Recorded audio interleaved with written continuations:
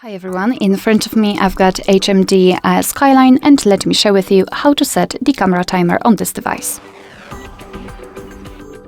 So let's start with opening the camera app, and currently we are in the standard photo mode. So all we have to do is to open more options just by using this icon in the left upper corner.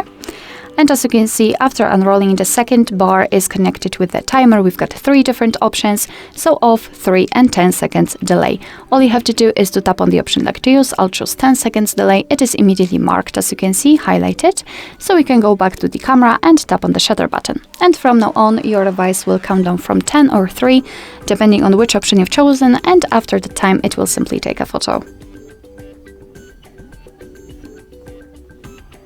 Alright, of course you can turn it off, just enter those options again and tap on this crossed out icon, and from now on your device will take photos right after touching the shutter button.